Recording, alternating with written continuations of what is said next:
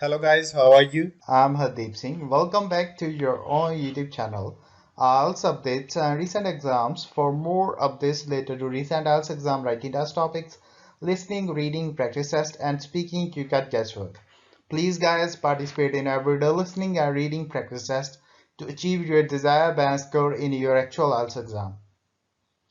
Please hit the like and subscribe button. Press the bell icon for the upcoming notifications. Don't forget like, subscribe and share my YouTube channel and my Facebook page, IELTS updates and recent exams. Part 1. You will hear a telephone conversation between a travel agent and a school principal who is organising a school tour for a group of third-year students. First, you have some time to look at questions 1 to 3.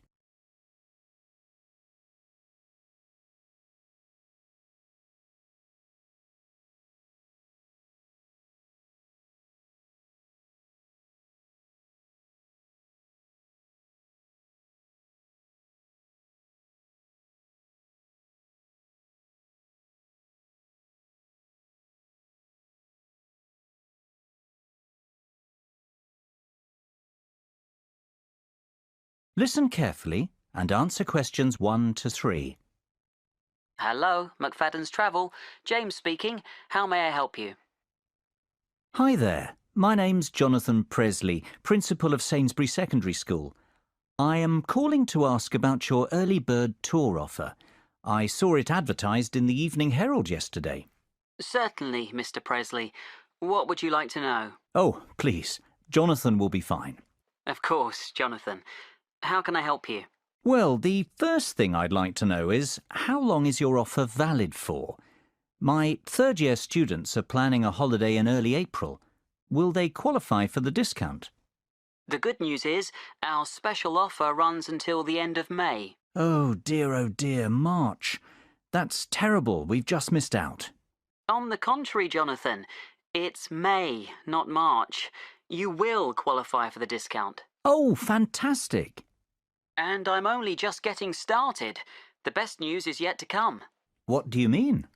Well, tell me now, how many students are you planning to take on this tour? I expect there'll be about 45 students and 3 teachers accompanying them. Why? Are there any further discounts? There are indeed. We do a 25% discount on groups of up to 40 people. For you, we can offer an even better rate, a 50% discount. Wow! Is that on top of the 15% early bird discount? It most certainly is, which makes your total tour discount, 50 plus 15, 65%. Surely there's a catch. This is too good to be true. Well, there is a condition that you must choose your destination from a list we have selected. You can't book a tour to just anywhere in the world with this discount rate. I see. And would Madrid be on that list by any chance? I'm sorry to disappoint you, but we do not offer this rate on tours to Madrid. However, we have an excellent all-inclusive 7-day Barcelona tour which is available. How does that sound? Sounds interesting. What is the total cost per student? Let's see. It works out at £679 per person with the discount. The normal price is £1,940, so you are saving £1,261 per person. Hold on a moment. Let me get a pen to write some of this down. It's getting complicated. OK, how much will it cost per student? £679. And how much of a saving is that? £1,261. Barcelona sounds very good indeed. Tell me, what do you mean by all-inclusive? What does £679 get us?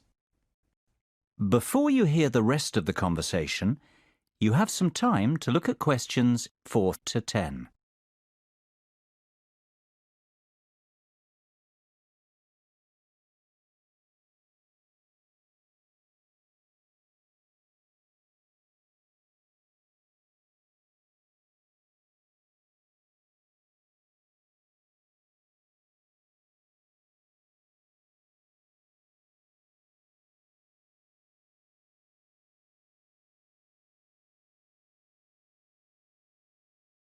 Now listen and answer questions 4 to 10.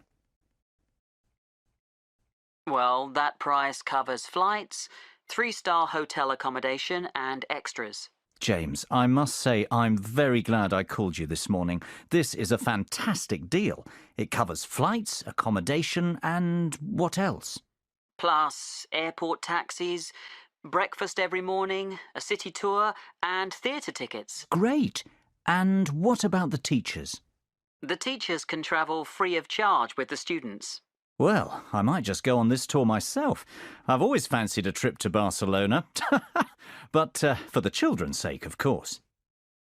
Of course. Now, let's get to work on the booking.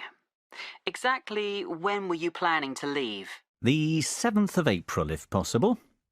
Yes, that's available. And can you confirm the exact number of students, please? It's either 44 or 45. Let me see. Yes, 45. Exactly 45 students. No, sorry. In fact, that's 46. I forgot about Jenny McCarthy. She sent her application in late, so it's not in the same pile as the rest. So that's the 7th of April and 46 students, correct? Yes, perfect. And 3 teachers. Is there a morning flight? Yes, your flight is at 7 a.m. on Monday the 7th of April. Arrive at the airport 2 hours before departure. The flight will take about 2.5 hours and you'll land at 10:30 a.m. local time. How does that sound? Sounds great. Can I give you my email address to confirm the rest of the details? Of course. It's jonathan.presley@sainsbury.com. That's JONATHAN.PRESLEY@SAINSBURY.com. And we'll pay by credit card if possible. That'll be perfect. What's your card number?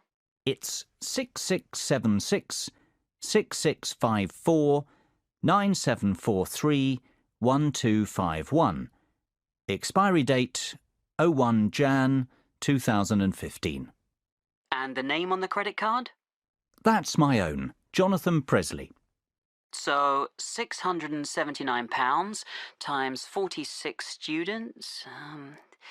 I'm going to charge £31,234 to your credit card. That's the total cost. Sounds fine. Great.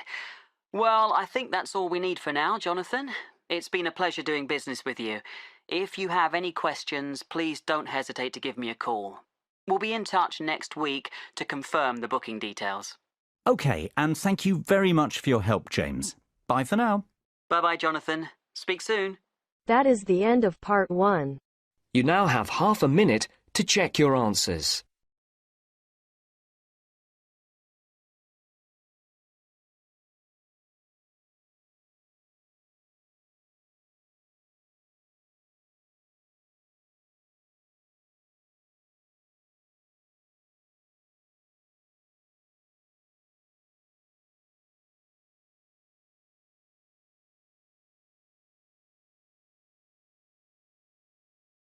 Now turns to part 2. You will hear an extract from a talk about the history of motor racing. First, you will have time to look at questions 11 and 12.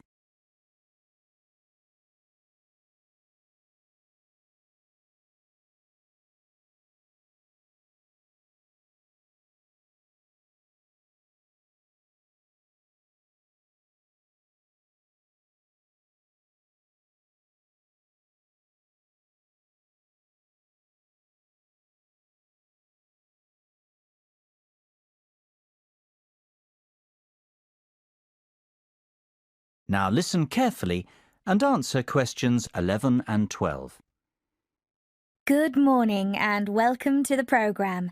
This week we're continuing our series of features on motor racing and I am delighted to welcome to the show David McWilliams, widely recognised as the most knowledgeable motor racing historian in England. we've invited David in to talk to us about what is probably the most famous and prestigious motor racing championship in existence today. That is, of course, Formula One. David, Formula One is now a massive racing franchise, but how did it all begin? Well, Formula One has its roots in the European Grand Prix Motor Racing Championship, which began in the 1920s.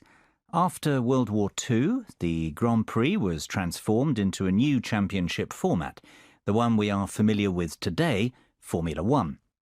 The formula stands for the rules which all the drivers and manufacturers must respect.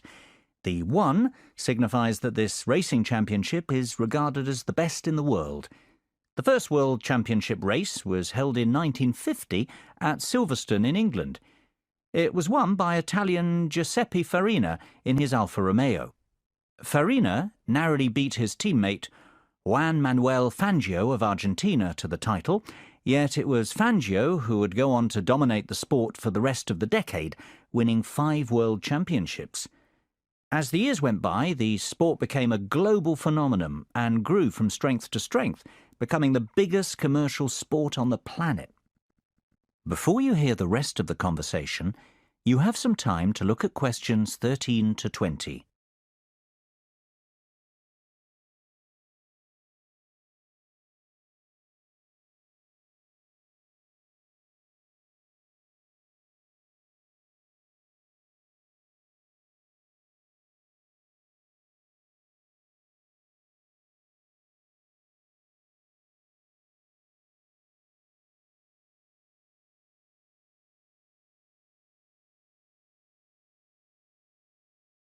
Now listen and answer questions 13 to 20.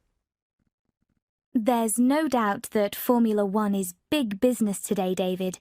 But what about the real heroes, the great drivers of Formula One, past and present? Who stands out as the best, in your opinion? That's an almost impossible question to answer, but I could narrow it down to 3 or 4 amazing drivers. Take your pick from any one of them. I'll start with the Grand Master of Formula One, the great Fangio, who I've already mentioned. He dominated the sport throughout the 1950s, winning 5 titles in all, his first in 1951, his last in 57, a record that stood for 46 years. Indeed, he was the first multiple championship winner. Fangio was a fiery and spirited Argentinian who never gave up. His greatest moment came in winning the 1957 championship, when he came back from a disastrous pit stop to recover a 30-second deficit and take the championship on the last lap of the last race of the season. That was, of course, to be the last time he'd win the title.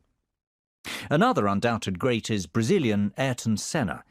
Senna won the world title 3 times, the first being in 1988, the last in 1991. Tragically, he died in a race crash the year after, to the dismay of millions of fans watching the race unfold live on TV. Senna was best known for his skills driving in the wet, and he won the Monaco Grand Prix, on what is regarded as the most difficult racecourse in Formula One, more times than any other driver. Perhaps because of this, he is regarded as the most naturally gifted driver to have ever sat behind the wheel. Another very talented driver was Frenchman Alain Prost. Prost won the driver's title 4 times during his career. His first title victory came in 1985 and his last arrived in 1993. Of course, Prost will always be remembered as the driver with the 3rd highest number of championship victories, and perhaps even more for the fact that he was a great rival of Ayrton Senna. Those two had many great battles. Last, but not by any means least, Michael Schumacher is the most recent of these driving greats who deserves a mention. His first title was won in 1994, and he continued to dominate Formula One until he won his last title in 2004. Schumacher holds many driving records, including most drivers' championships, race victories, fastest laps, pole positions, points scored, and most races won in a single season. He is also regarded as the greatest driver on paper, having won 7 world titles. It sounds like Schumacher is in a league of his own. Is he not clearly the best then, David, based on his record? It's not that simple, unfortunately. These drivers all raced in different eras with different cars and under different circumstances. I don't believe we can say one was the out-and-out best, but rather that each was the best of his time. That's praise enough. That is the end of part 2. You now have half a minute to check your answers.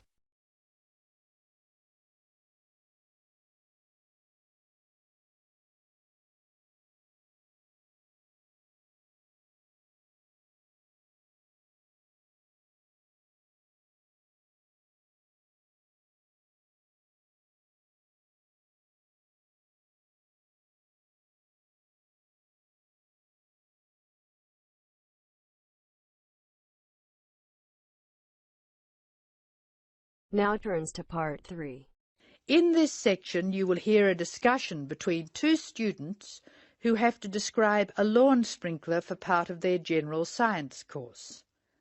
A lawn sprinkler is a machine designed to water gardens and lawns. In the first part of the discussion, the students are talking about the different parts of the sprinkler.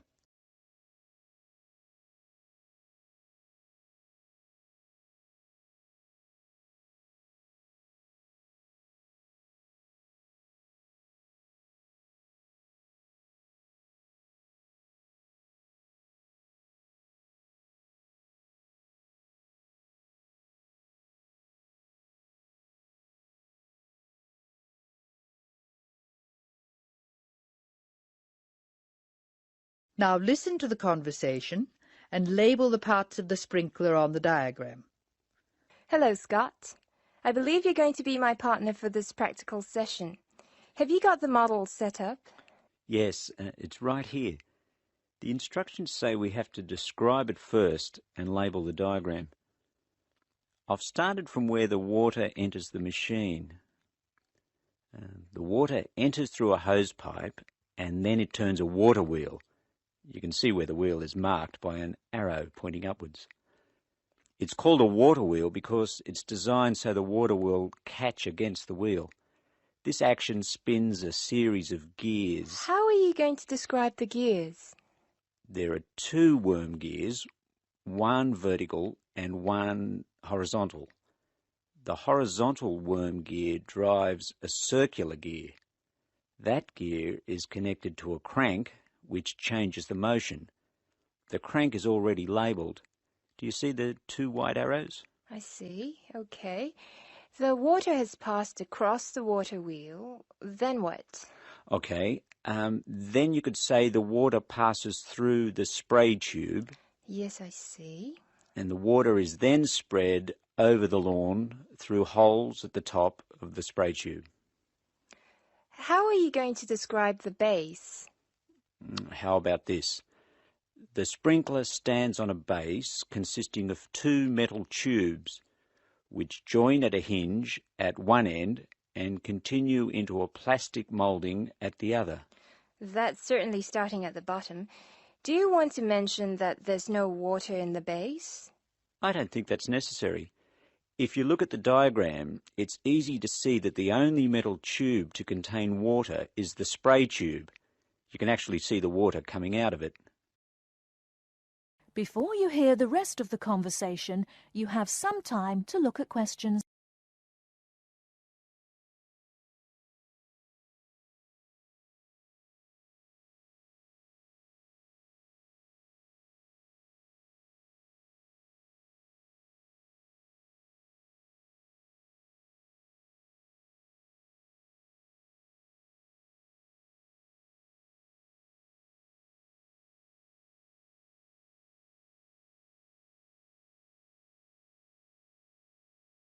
Hello, Scott, Linda. I'm glad I caught you before class. Did you know about the change in examination schedule? Change? Yes, the last day of examinations for your group will be December 2nd instead of November 29th. Is that definite? We were told they'd be on November 26th, and then there was a rumour they'd be on December the 1st. The schedule's gone to the printer. There can be no changes. It's definitely December 2nd. That's a relief. I'm going to the US on December the 4th. Are you one of the exchange students? Yeah, I'm really looking forward to studying there. Do you know if their general science courses are anything like ours? It's not very likely. Actually, all basic general science courses are fairly similar. You'll find you're behind in some things and ahead in others.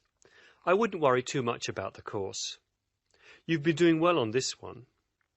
Linda, have you finished your assignment yet? I'm nearly there. I should be able to give it to you on Monday. That's good.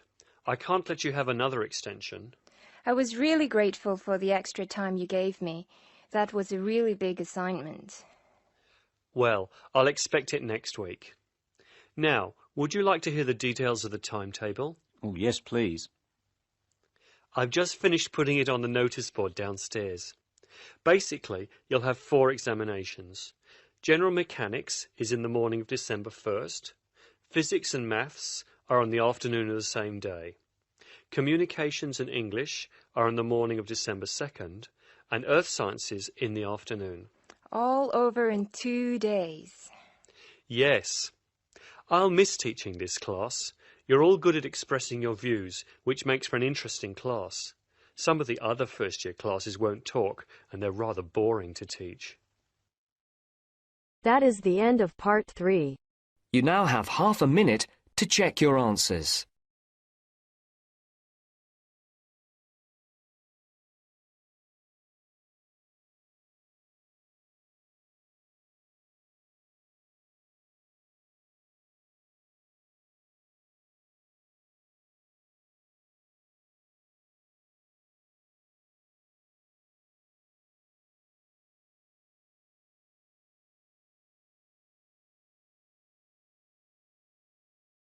Now turns to part 4.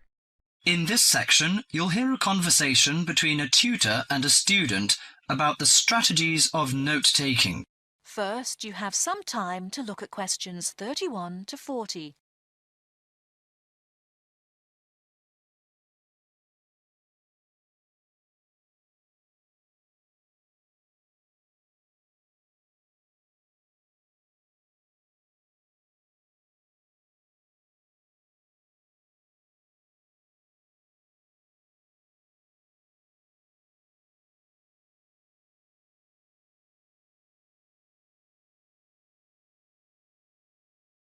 Now, listen carefully and answer questions 31 to 40. Hi, Mr. Smith. I wonder whether you can spare several minutes with me. Sure. What's your name, please? John Murray. Good, John. What can I do for you? Well, I am a freshman in the communication faculty. I quite enjoy the life here, except for the difficulty I have in the lectures. You know, I find it difficult to take notes when I listen. If I take notes on my notebook, I can't concentrate on the lecture.